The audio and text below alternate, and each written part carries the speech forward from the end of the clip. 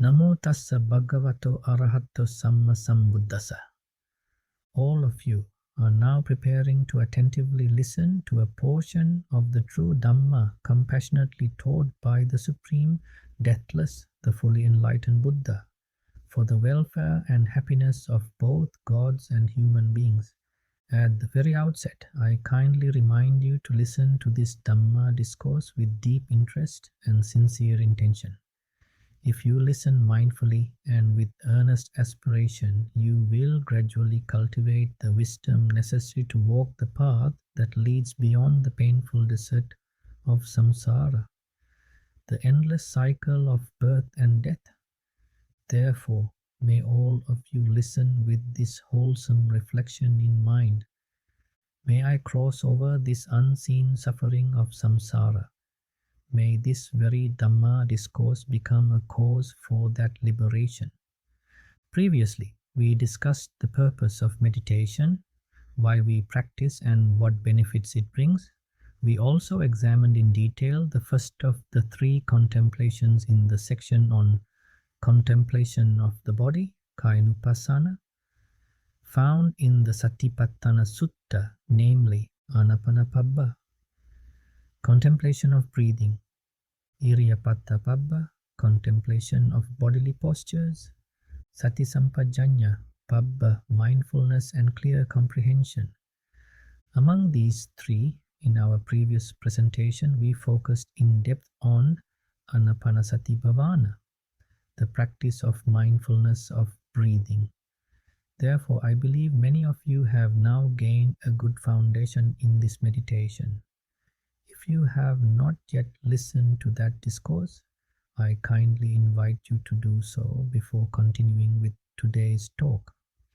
That earlier talk was titled Ānāpāna Bhāvanā, mindfulness of breathing.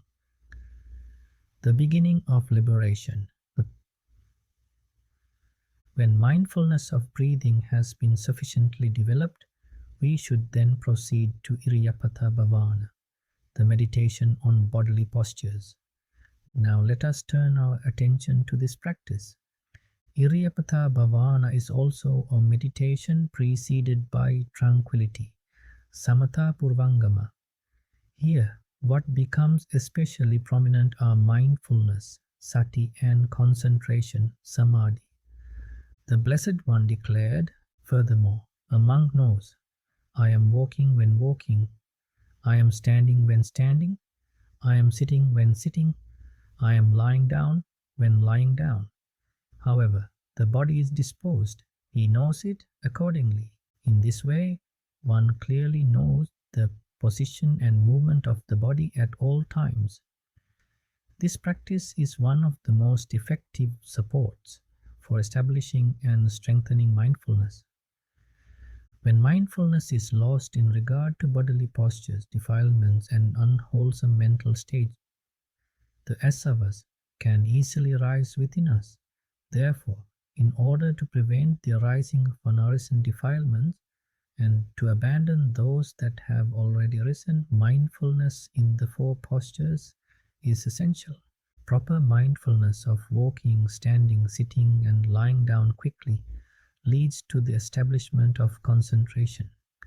During Ānāpāna, we train the mind to remain inwardly focused on the meditation object.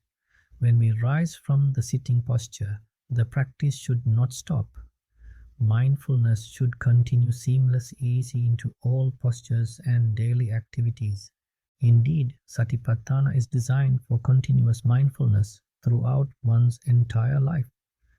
After sitting for half an hour or an hour, when we rise, we should maintain the same continuity of awareness while walking, standing, lying down, and sitting. This uninterrupted mindfulness in the four postures is called Iriyāpatha Bhāvanā. This too is a skillful means.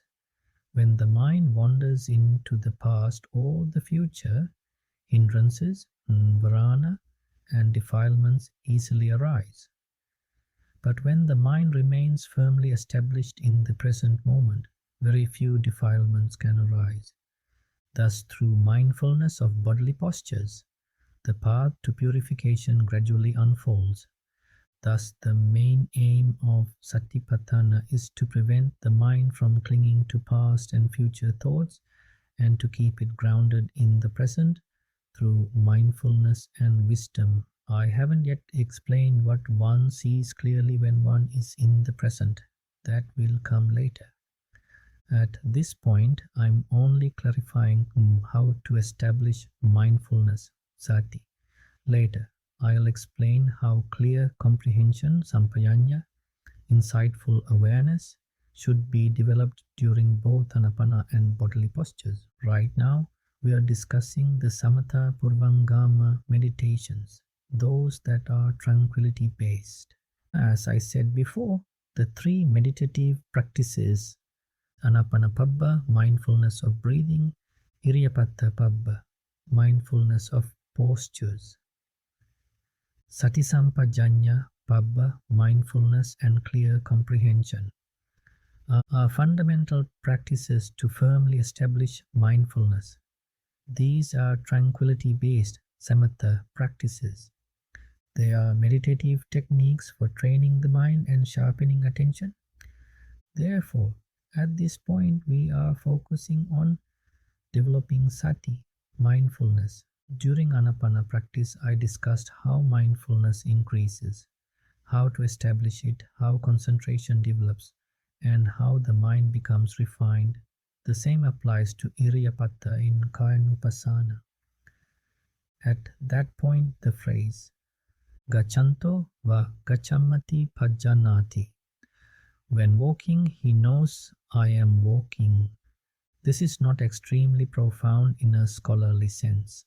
Let's say you're walking. Maybe you're going to the shop or heading somewhere for some task. Usually when we walk, we think about things we've done in the past or about people and events outside of us. We walk caught up in thoughts, but rarely, if ever, do we walk with awareness. We don't go with the knowledge, I am walking. Our bodies move forward while the mind is elsewhere, thinking of this and that. What the Buddha points out here is simple. When you walk, walk with awareness.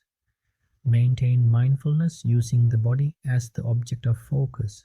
Even if you can't hold a meditation object continuously, don't let the mind drift to thoughts of children, parents, houses, doors, vehicles, properties, or money while walking. Let's be clear, the instruction isn't to mentally repeat left foot forward, right foot forward. That's not the point. When you walk, be aware. I am walking. There is bodily motion and so on. That alone is sufficient. The goal is to go with awareness and thereby prevent the mind from wandering into past or future thoughts. I'll explain later how walking mindfully leads to insight, Vipassana. That's part of the Sampajañña, clear comprehension section. For now, we are focusing on establishing mindfulness, Sati in bodily postures. Next, when you're standing still, just think, now I'm standing. When we stand, we usually look at something or listen to something, and our thoughts drift to people or things, not knowing or being present with the act of standing. But have we ever stood up knowing that we've stood up? Have we felt how the body lifts itself and arranges itself to come into the standing posture? Really, if ever. So, when the Buddha says, Tito va titom hoti pajanati, when standing he knows, I am standing. It means always knowing how the body is positioned, being aware of each posture. This is not about mentally fabricating or imagining anything profound or meditating on emptiness, sunyata. It's about being present, being aware. So, for example, standing with awareness.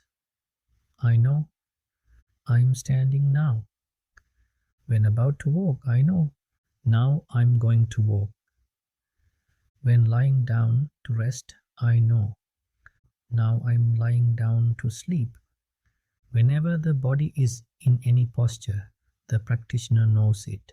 This is not easy to master, but once mastered, there is no greater bliss. In this noisy, harsh and painful world, with insults, criticism, hardship and pressure, this is a beautiful, easy way to remain untouched, to protect the mind from falling into suffering or the causes of suffering. Let me be clear. When standing, don't place the mind on sights and sounds. Don't engage with mental images or conversations with imagined people.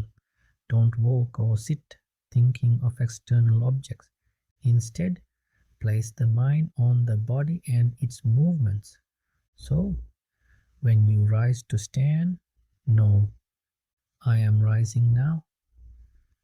As you move, be aware of the body's shifting. Try this on your own for just 5 minutes. After hearing this Dhamma, try this simple practice. Set a timer for 5 minutes. Practice rising mindfully, standing mindfully, walking mindfully, stopping mindfully, sitting mindfully, all with full awareness. Even 2 minutes will show you what a difference this makes. From that short practice alone, you will notice how the mind refrains from chasing after sense objects, sights, sounds, smells, tastes, touches, and mental images. You will realize how the mind becomes free from defilements, kilesas, and painful mental formations, asavas. You will see how, when you are standing, sitting, lying down, or walking with awareness of the body, your mind does not chase after the past or future. The hindrances don't arise. And then you'll surely wonder, isn't this a truly amazing method? Dear friends, simply listening to Dhamma talks alone is not enough. Listening is important, but even more important is to begin this meditation practice, even a little, even few minutes every day. Without practice, just hearing Dhamma won't bring liberation. That won't free you from suffering. But even the smallest effort to practice will allow you to see for yourself. This really works. This is a powerful method. Place mindfulness on the body and remain aware throughout the 4 postures. Sitting with awareness, standing with awareness from sitting, walking with awareness from standing, standing again with awareness after walking, and then sitting down again mindfully and lying down with the awareness. Now I'm lying down. Be mindful in all 4 bodily postures. This is not about insight, pañña, yet. Insight is not necessary at this point. Even if you still see this as my body, that's okay. This is a skillful means or a trick to keep the mind in the present moment without letting it slip into the past or future. Try it for yourself. It's like putting a lock on the mind so it can't wander. This is how we protect the mind from hindrances, unvarana Dhamma, and prevent it from pursuing painful or exhausting goals. No other alternative is needed. One will come to realize, isn't this more than enough? Because you start to sense your misery has already gone, agitation gone. So let the mind stay strongly with these 4 postures. While doing anything else or thinking about other things, prevent yourself from falling into habitual, unconscious postures. Suppose you forget and lose awareness. As soon as you remember, tell yourself, no, I must place my mindfulness on the body, kayagata sati, and I must stay in awareness of the posture I'm in. Then return your mind to the body. Know when the body is pushing forward. Now I am walking. Know when you have stopped. Now I am standing. Know when you sit back down. Now I am sitting. Know when you lie down. Now I am lying down. The Buddha says, Yatha yatha va panasa kayu panihito hoti tatha tatha nam pajjanati. However, the body is disposed of, and one understands it accordingly. At all times, without placing the mind on external sights, sounds, smells, tastes, touches, or mental objects, be aware of the bodily posture and the way the body is present. Stay aware accordingly. This is an excellent practice for developing mindfulness. By knowing, now I am walking, and remaining aware while walking, you can know, now I am standing, and be mindful while standing. But can we remain mindful of standing for half an hour straight? Not likely. We usually get distracted. Can we sit and remain mindful for half an hour, knowing, now I am sitting? It's difficult. But when you are sitting and know it, and then you stand and know it, and then walk and know it, that knowing requires wisdom. That's where Sampajañña, clear comprehension, comes in. There's a part of Sampajañña that is mindfulness itself, which I'll explain later. What I have been explaining so far is the method of establishing mindfulness in this section called Sati Sampajañña, how to develop and deepen mindfulness. This is the mindfulness that, when developed and cultivated, becomes Satipattana, Indriya of Sati, mindfulness faculty, Bala of Sati, mindfulness strength, Bojjhanga of Sati, mindfulness factor of enlightenment, Sama Sati, right mindfulness. And when this mindfulness is further developed, it leads to Sama Samadhi, right concentration, also known as effort mindfulness concentration, Vayama, Sati Samadhi. We must establish this mindfulness with effort. There are two kinds of mindfulness, Apilapana Sati. Mindfulness that does not slip away, used to develop mental calm, Samatha. Upattana Lakkana Sati, mindfulness used for clear comprehension, insight, Vipassana, and the development of wisdom, Pañña Bhavan. Right now, we are training in Apilapana Sati, training the mind not to drift from one object to another, to stay firmly with the chosen object, not allowing it to become scattered. This is the mindfulness that doesn't get caught up, doesn't let the mind drift into past or future, and doesn't get stuck in sense desires. Among these meditation techniques, this cultivation of mindfulness is the central feature. This mindfulness, when developed, leads to samadhi, concentration, and mental stillness, samatha. The three sections we covered, mindfulness of breathing, postures, and mindfulness and clear comprehension, are preparatory practices rooted in samatha, insight preceded by calm. As I said earlier, in the Ānāpāna section, Pasambayam Kaya Sankharam Asasisamti Sikkati. He trains, I will breathe in, calming the bodily formations, calm. The meditator repeatedly brings the mind back to the breath when it wanders. Again and again, it slips away, and again he brings it back. Through this, one becomes familiar with staying anchored on the meditation object. Likewise, here with bodily postures, one learns to stay aware of how the body is positioned. Sitting, standing, lying, walking, always with awareness. Even if you forget and get distracted, become aware again. Usually while working or doing something, we are just sitting or standing, lost in thoughts of external things and people, carrying out actions in the old habitual way. But now, remind yourself again and again. Try to stay aware of these four postures, sitting, standing, walking, and lying down. Even if you forget again, come back again. Do this throughout the day. When you are sitting and practicing Ānāpāna, Once you get up, don't lose the support of Satipattana. Don't let your mind become uncontrolled again. From then on, whatever you do, stay mindful of your bodily posture. When you are sitting, don't forget you're sitting.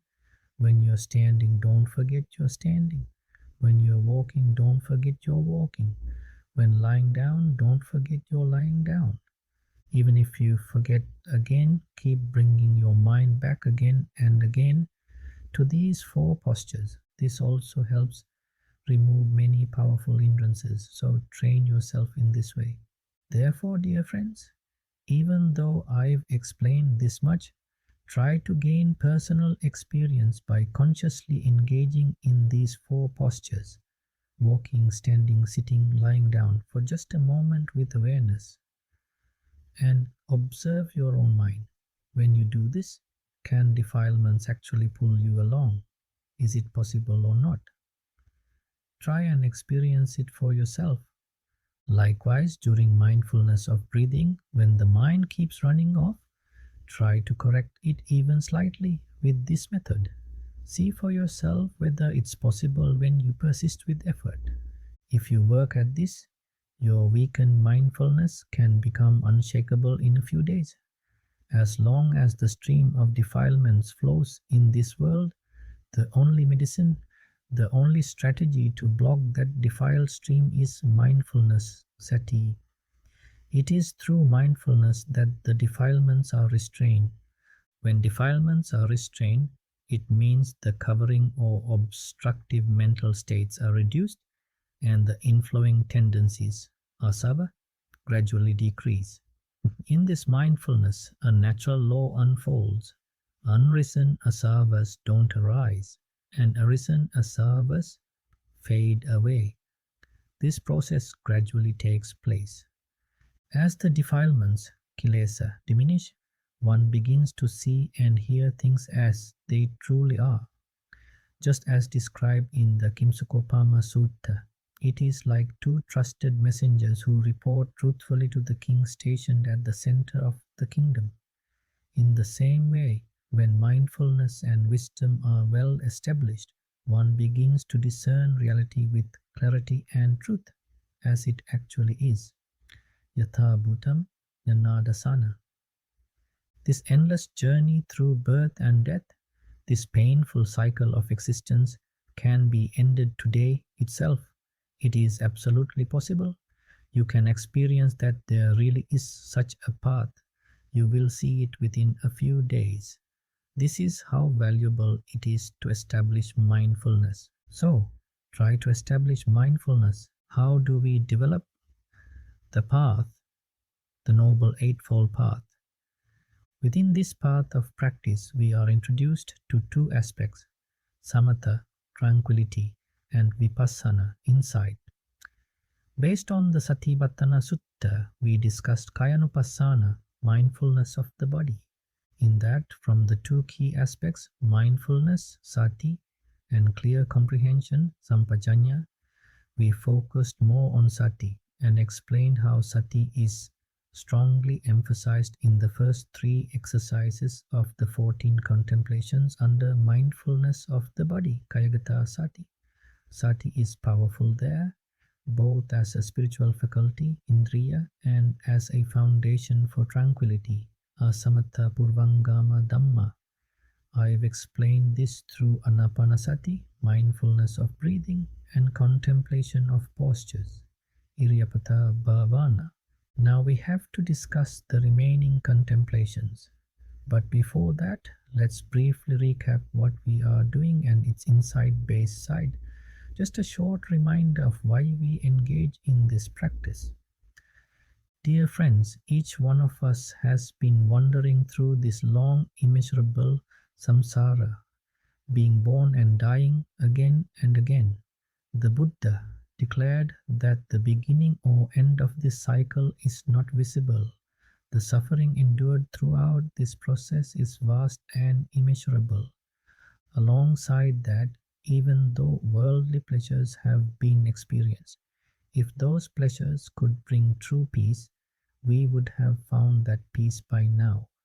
The truth is, even the greatest worldly pleasures have not freed us from suffering. If worldly wealth and power were enough to bring lasting happiness, then those who enjoyed such things endlessly in the past should be liberated by now. Yet even those who became universal monarchs failed to find lasting peace. Then what about us ordinary people?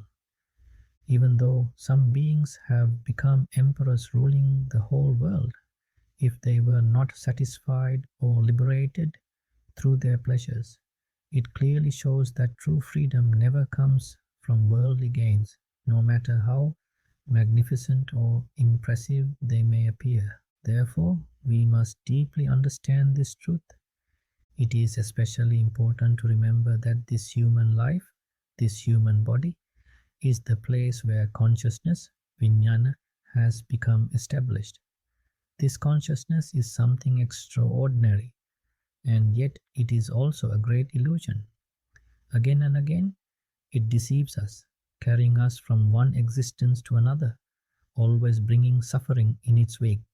Yet opportunities to restrain, to capture, and to bring an end to this deceptive vijnana are extremely rare.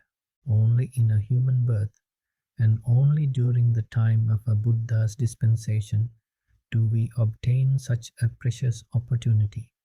Rarer still is the chance to encounter noble friends, Kalyana Mitta, who can guide us in the way to restrain and bring to an end this consciousness, this very mind that generates wrong perceptions and sustains the illusion. But even when such noble friends appear and compassionately reveal the method, the path, and the Dhamma that leads to liberation, most people fail to make use of this rare opportunity to restrain consciousness and transcend samsara. Therefore, dear friends, during this precious human life, in this fortunate time for Buddha's dispensation, reflect deeply on the boundless suffering of samsara.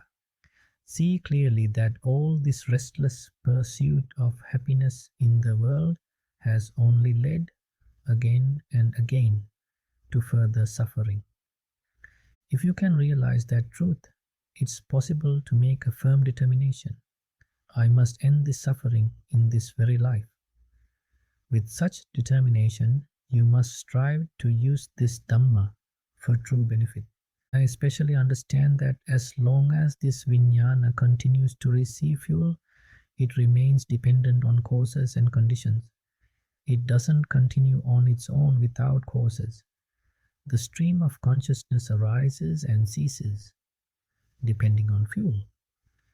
Just as a fire keeps burning as long as fuel, firewood, is added, so does consciousness persist due to fuel. If you keep adding firewood to a fire, it burns on. But if no more firewood is added, it gradually dies out. In the same way, the mind, or vijnana, continues as long as it receives its fuel. And what is the fuel for consciousness? It is nama-rupa, mentality and materiality. The Buddha referred to vijñānatiti, foundations or standing grounds of consciousness, as form, rupa, feeling, vedana, perception, sañña, formations, sankhara, and consciousness, vijnana itself. These are the four grounds upon which consciousness can establish itself. As long as consciousness makes contact with either rupa or nama, form or mentality, and remains entangled with them, it gives rise to the illusion of an external world. A second person is imagined. Suffering arises. In other words, bhava, becoming, takes place. When we divert our attention and recall a person we have seen or interacted with, even if that person is no longer present, the mind says, that person was there, or that object existed. Even if they no longer exist now, the mind clings to they were, or projects they will be, and that alone is enough for consciousness to generate rebirth. Thus, to be freed from this magician-like consciousness, to prevent it from feeding on nama and rupa, requires the cessation of consciousness due to the cessation of its nutriment. That is the way to reach Nibbāna, and the Buddha taught this profound method. I have constantly reminded you of this, and today I will remind you briefly once more. All beings, whether humans, devas or brahmas, who live within the 31 realms, function entirely through the sense faculties. For humans, the eye contacts forms, the ear contacts sound, the nose contacts odors, the tongue contacts taste, the body contacts touch, and the mind contacts mental object. The Buddha declared that all these sensory domains are the domain of Mara, the territory of the deceiver. Anyone who engages with these will never escape the concept of death or the reality of death. They will not escape Mara's grip, because engaging in these always leads to becoming bhava. The duality arises, the self and the other, the perceiver and the perceived. Once that arises, even if one moves to a different place, the thought that existed there persists, and so does bhava. This arising and persistence is what is called gati, movement, and agati, coming. It is a cycle of going and returning. So long as that momentum persists, one is not freed from birth and death. As long as there is birth and death, there is aging and death. What is the cause of this aging and death? It is birth. What leads to birth? Gati and agati, mental movements driven by craving, tanha, conceit, mana, and wrong views, ditti. And what gives rise to these tendencies? Not seeing things as they truly are, ignorance, avijja, absence of yathabhuta. So, as I have often reminded you, all of our meditation practice, all of this effort is to become skilled at this. When we see with the eye, we must train to engage only with the result of past karma. We must ensure that new karma does not arise. That means learning to see in such a way that eye consciousness, chakku vijñāna, does not arise again and again due to contact with form.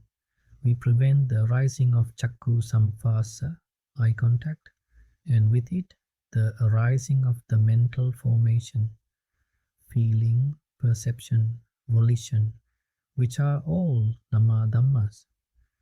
In another way, we simply experience the result of past karma, but we prevent the arising of new causes. We ensure that consciousness does not re-engage with either nama or rupa. Now, the consciousness we currently experience is sustained by nutriment. Since we are not yet arahants, what is that nutriment? Nama rupa. When consciousness arises due to nama rupa, and again contacts nama rupa, it is sustained. But if that consciousness does not come into contact with fresh nama rupa, then with the cessation of the causes, those nama rupa phenomena, consciousness itself ceases. All forms of gati and agati also cease. This is the final cessation. No more rebirth, no more death. The cycle of arising and passing away ends. This is what is meant by Nibbāna, the cessation of the fuel that sustains consciousness. Consciousness extinguishes like a lamp with no more oil. To reach that point, we must learn to live in such a way that our current vijñāna functions only within the framework of vipaka, result of past karma, not producing any new karmic seeds by chasing external objects. Therefore, we must train to use the eye without allowing chakku vijñāna rupa or their contact sampassa to condition future becoming. That is what it means to use the senses mindfully, to simply see what arises from past karma and let it pass. We engage with visible forms at the level of the five sense and consciousnesses only. The mind does not grasp or proliferate based on them. If the causes for seeing and hearing cease, then the effects, sights and sounds, also cease. So, when we see and hear, we don't feed these experiences into the mind. We don't let them become objects for grasping. If we do, the mind fails to see the impermanent, unsatisfactory, and non-self nature of phenomena. Seeing and hearing happen, but they are not clung to. They are understood as effects of past causes, and when their causes cease, the seeing and hearing cease too. That is how we prevent new becoming. However, when we begin to look at the causes, when we think, this is a form that I see, or this is a sound that I hear, we lose the ability to perceive the impermanence, anicca, of that form or that sound in a way that prevents the mind from forming mental images or fabrication, nimitta. As long as the mind is influenced by nimitta, like thinking, that person I saw is still there, or that object still exists, we cannot truly see the impermanent nature of those things. Even if we intellectually observe that form arises and breaks apart moment by moment, that alone does not block consciousness from operating in a way that creates new defilements, kilesa. There is still ample room for defilements to arise. Why? Because even if one sees that a form is breaking apart, if defilements such as lust or attachment arise, if the mind clearly perceives that person is still there, or that place still exists, then the corresponding consciousness will follow and become entangled. That is why this consciousness can only bring an end to this painful cycle of samsara when it is cut off from its food.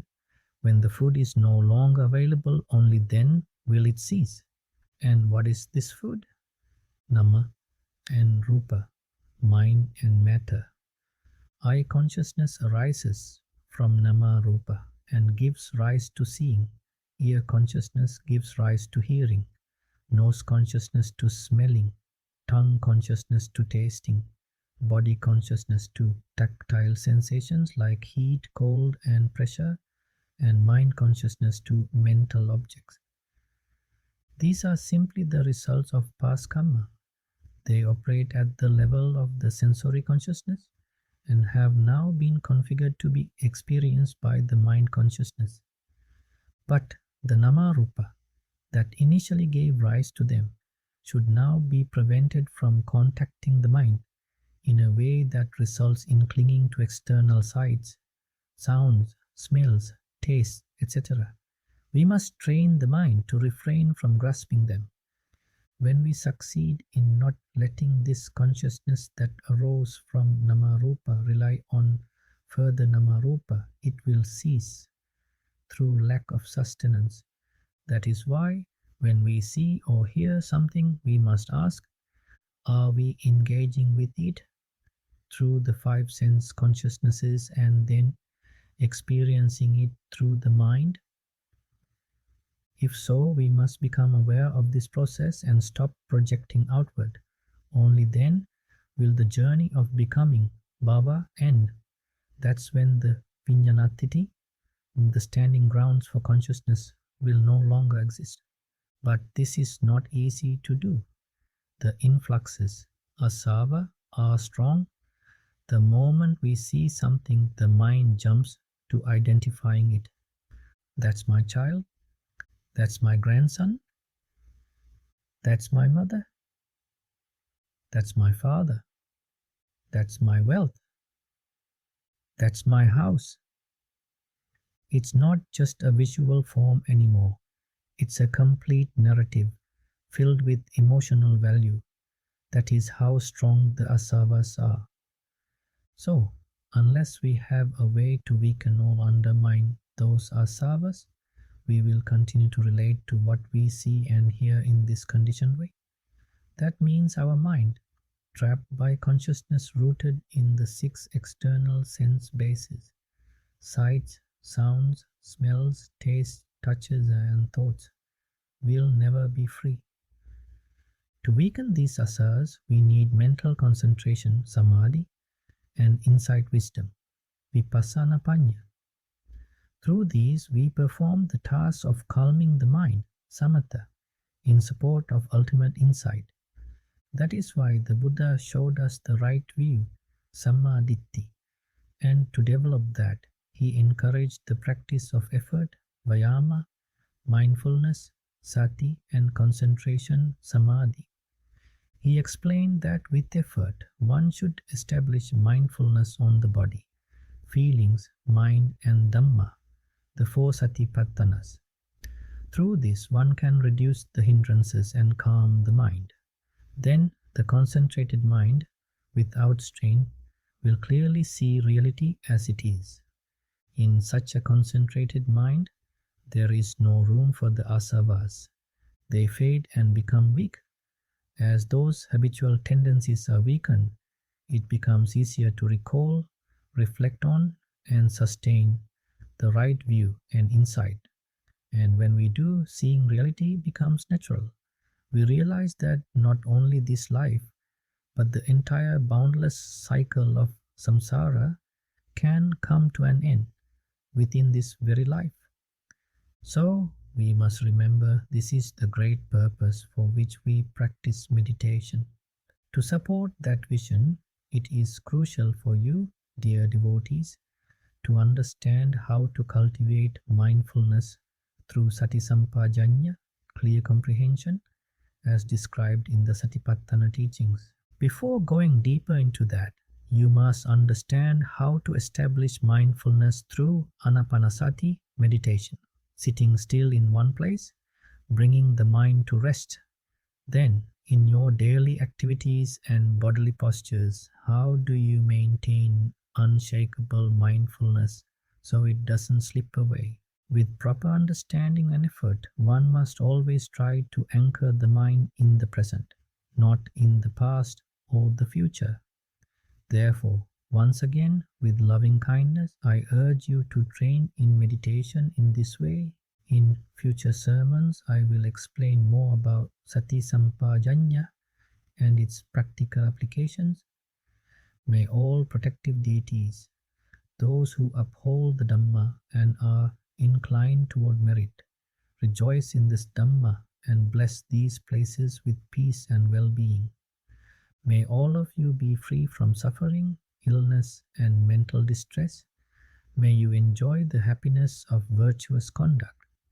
May this merit serve as a condition for all of you to progress toward the ultimate goal, Nibbāna. May it support your paramitas, spiritual perfections, and may it become a direct condition for the realization of Nibbāna in this very life. May you all be protected by the Noble Triple Gem. Closing remarks. Tiruphan Saranai. This brief Dhamma is presented based on the unsurpassed and compassionate teachings of our great compassionate and fully enlightened one, the Buddha. It reveals the nature of ignorance and suffering and rests upon the timeless truth taught to gods and humans alike. Following a recent inspiring discourse given by a venerable monk endowed with great compassion, this presentation is offered as a gift of Dhamma with the sincere wish to assist you in gaining a clearer understanding and help you progress on the path to Nibbāna. This is the second presentation of 3, focusing on the foundational practices of mindfulness, Ānāpāna Bhāvanā, mindfulness of breathing. Iriyāpatha Bhāvanā, awareness of bodily postures, this presentation. Sampajañña Bhāvanā, mindfulness and clear comprehension, foundation of insight meditation. Vipassana, the cycle of samsara, driven by ignorance, craving, clinging, and becoming, causes suffering. It is my hope that you will come to realize that this cycle can be ended in this very life, not postponed to some future existence. This opportunity is precious, rare, and open to all being in the world. It is neither hidden nor conditioned, but the open path to liberation. If this teaching resonates with you, please accept it with an open heart. You will then understand that suffering is not caused by external phenomena, but is constructed within the mind, founded upon ignorance, craving, and attachment. Impermanent, painful, and selfless phenomena giving rise to false feelings of permanence, pleasure, and I constitute the root causes of samsaric suffering. Given such a great opportunity, how unfortunate it would be to reject it and remain bound to continuous suffering. The path taught by the Buddha is not confined to any religion, caste, gender, or social category. It is accessible to all. For the wise and sincere practitioner, it begins with training the mind. Bhāvanā deepens through investigation and culminates in wisdom. This is the sole path to liberation within this precious human life, free from rebirth and not to be missed. This path is the Noble Eightfold Path, based on right view, right intention, and right concentration, fostering virtue, concentration, and wisdom. Through it, the illusion of self is shattered, craving dissolves, and becoming ceases. This is not a mere opinion but a verifiable truth, directly testable by one's own experience. The contents herein are drawn from recent Satipattana Dhamma discourses given by the venerable Mankadavala Sudassana Thera, and are offered with the wish that you may deeply comprehend the truth, free yourself from the false notion of I, and understand the nature of suffering and its cessation, that formations arise and cease due to causes, and when causes cease, formations cease. May these words nurture the wholesome faculties within your mind and senses. May they inspire energy and steadfastness to pursue Satipattana Vipassana practice, leading you to directly perceive the impermanence, suffering, and non-self nature of phenomena and glimpse the immortal reality of Nibbāna. Do not waste this precious time. Life is valuable but fleeting, and every moment is an opportunity to step from darkness into light through the Buddha's path. As the Blessed One said, do not be lazy, do not waste your time. Life is uncertain, death is certain. Dhammapada. Therefore, break free from samsara by breaking the chain of becoming. Listen to this Dhamma text with great care, cultivate virtuous conduct, strengthen your meditation, and witness Nibbāna here and now with clarity and direct experience. May the merit accumulated by sharing this Dhamma encourage your wisdom, guide you along the path to Nibbāna, and grant you true liberation. May you awaken to wisdom. May you be freed from all suffering. May you realize the eternal peace of Nibbāna. Sadhu, sadhu, sadhu. With metta, bhante abhayatissa.